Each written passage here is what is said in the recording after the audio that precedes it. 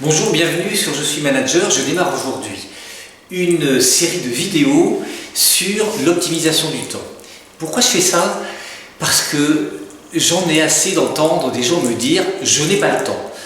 Depuis longtemps, je dis, j'écris que le temps est un choix, c'est-à-dire que quand on me dit « je n'ai pas le temps », moi je reprends souvent l'expression en disant « tu n'as pas pris le temps ». Le temps est un choix, et quand je forme bien sûr à l'optimisation du temps, on peut se poser la question optimiser son temps, qu'est-ce que ça veut dire? En fait, ça ne veut rien dire parce que le temps ne s'optimise pas. Bien sûr, c'est un titre pour annoncer comment s'y prendre avec le temps. Alors, je vais faire une série de vidéos pour vous faire réfléchir à ce qui se passe derrière cette notion d'occupation de son temps. Et je vais tâcher de vous faire toucher du doigt un certain nombre de notions qui peuvent changer énormément de choses dans votre relation au temps, dans votre relation à ce que vous voulez faire, dans votre relation aux autres. Alors, pour commencer cette série, j'ai juste écrit ici une notion qui a changé ma vie à titre personnel. C'est quand j'ai compris ce que c'était que les activités à haut rendement. Les activités à haut rendement, on peut rapprocher ça de la loi de Pareto, par exemple, qui dit que 20% de ce qu'on fait à 80%, il y a toujours cette loi des 80-20, c'est-à-dire 20% de son investissement produit 80% des résultats. En réalité, on sait très bien qu'il y a certaines choses que l'on fait qui ont un levier très important. Petite action, gros levier. Petit investissement, gros résultat. Donc dans les activités qu'on a tous les jours, on sait très bien que certaines activités ont un rendement très faible. Ce sont souvent des activités de diversion. Par exemple, ah tiens, je vais répondre à mes 50 mails que j'ai reçus ce matin, dont une très grande partie en fait a très peu d'importance, au lieu de réfléchir vraiment à ce qui est la priorité de mes activités d'aujourd'hui ou de la semaine ou de mois ou de l'année ou de ma vie. Ce qui nous amène quelquefois à vivre complètement à côté de ce qu'on voudrait vraiment réaliser. Donc les activités au rendement, c'est celles qui ont un très fort levier, vous avez bien compris. Mais qu'est-ce que c'est qu'une activité qui a un fort levier? Je vais vous aider un peu.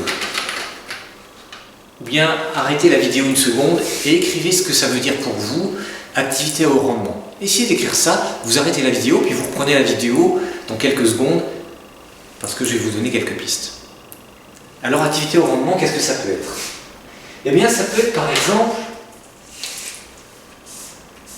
me former. Me former, c'est une activité au rendement. Parce que je vais apprendre de nouvelles techniques, parce que je vais apprendre de nouvelles méthodes, parce que je vais apprendre de nouvelles attitudes qui vont me permettre de transformer mon action. On est d'accord? Ça peut être aussi créer de vraies relations.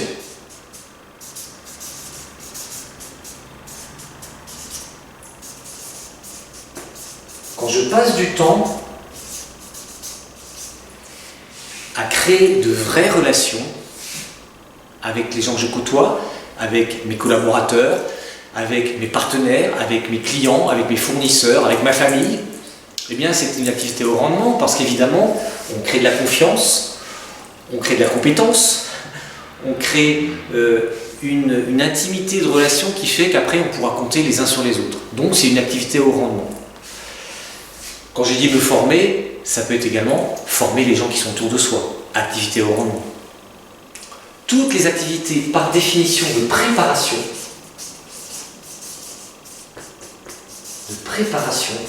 préparer, sont des activités au rendement. Je voudrais citer mon assistante qui récemment m'a dit, ce qui est étonnant, c'est qu'on n'a aucun incident client.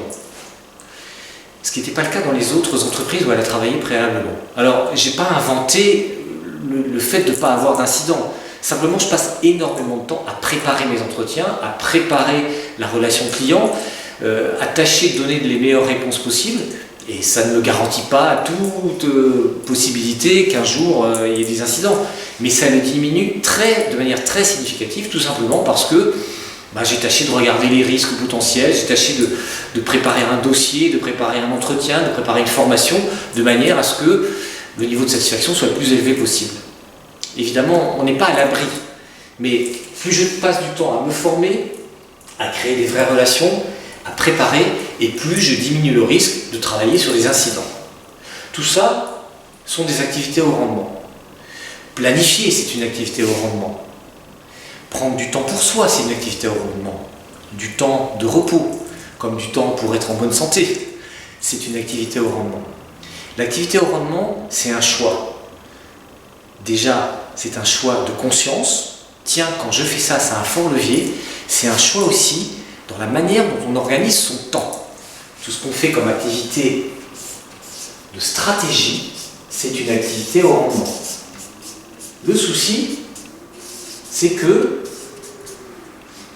et j'en resterai là pour cette vidéo, quand vous regardez ces choses-là, et quelques autres que vous avez écrites sur votre papier, eh bien, où sont-elles dans votre agenda? La plupart du temps, les activités au rendement sont les laissés pour compte de l'agenda. On fera ça quand on aura le temps. Récemment, un entrepreneur m'a dit « j'ai pas le temps de venir prendre du recul ». Et je me dis, quand est-ce qu'il aura ce temps? Puisque de toute façon, par définition, on est tous entourés de plein de sollicitations, plein de choses à faire. Et si je ne décide pas d'orienter mon regard et mon action sur une activité à haut rendement, eh bien, je n'aurai jamais le temps pour cette activité à haut rendement. J'espère que cette vidéo, cette première vidéo sur comment optimiser son temps, vous inspire. Et à très bientôt pour une prochaine vidéo sur le sujet du temps. À bientôt sur Je suis manager, et si cette vidéo vous a plu, vous cliquez j'aime en dessous, vous la partagez, comme ça permettra qu'elle soit vue et intégrée par plus de monde. A très bientôt, Je suis manager, au revoir.